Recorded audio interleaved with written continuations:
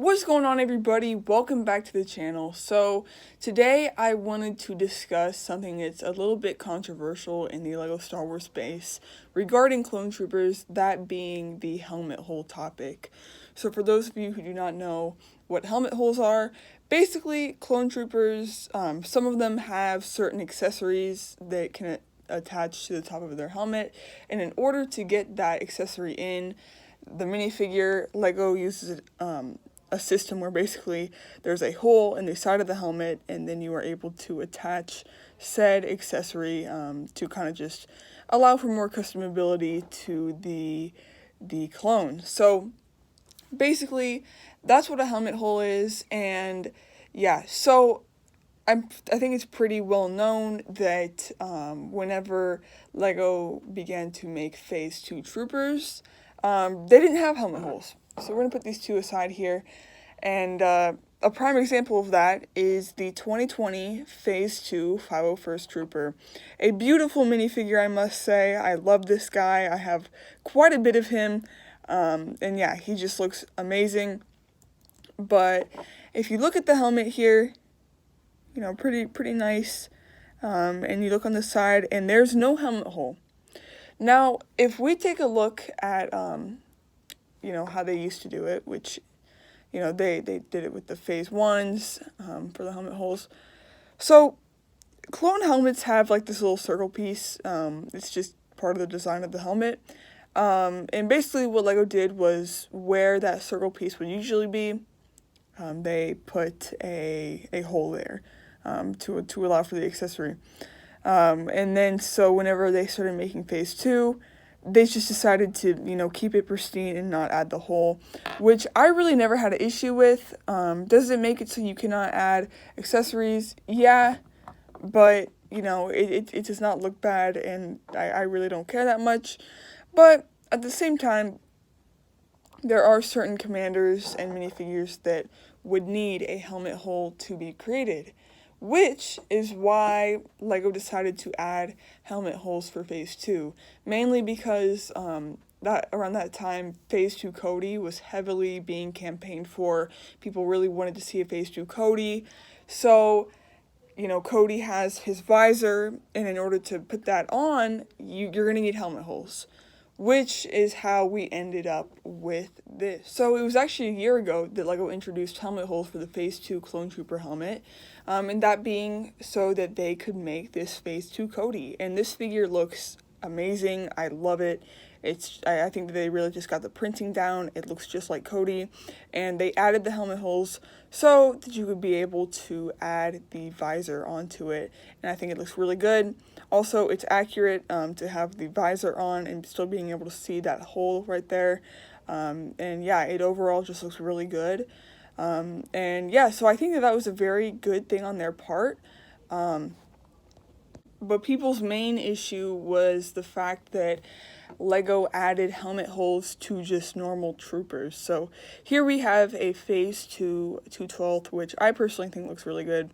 And as you can see, there is a helmet hole above the, you know, place that in the past with these guys, they would have put the hole on that little circle there. And, you know, the thing about this is, you know, it's kind of like the new mold, so it's why that these guys have the holes, it is for that reason. And also, you know, it's just for more customization. You can give this guy a rangefinder or visor or whatever. So yeah, people are very mad about this. They don't like how it looks. They think it's bad, whatever. And you know, as a LEGO collector, it can get a little bit frustrating, especially whenever the same community that is constantly campaigning and you know, really just telling LEGO to make this stuff regarding Clone Troopers, and then LEGO goes ahead and does it, and then just to see, like, the backlash they receive. You know, LEGO's not a perfect company, just like how Hasbro's not a perfect company, just like how Kenner's not a perfect company, Mattel's not a perfect company. Companies are not perfect, and I think sometimes LEGO gets held to standards where they can't even take their own liberties with certain stuff. Like, it has to be by the book what a certain community in the Star Wars Lego space wants. And then people just hate on a pretty good product for these little minor things that people don't like. And that brings me into kind of my thoughts on the helmet holes and kind of what I've came to decide about them. I actually completely understand why Lego did what they did with these helmet holes.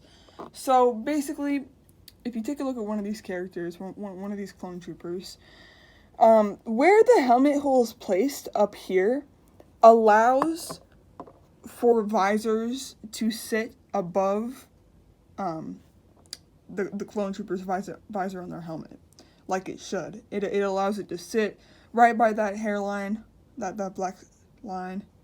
You can have it right there. It looks good. It works. If the holes were to be drilled on that circle right there, the visor would be right down here. Like it would not line up right. So the argument that the holes should be down here, that example completely destroys that argument, because if the holes were right here, the visor would legit be like midway through the clone trooper's visor. Like that would just look dumb. It would look bad.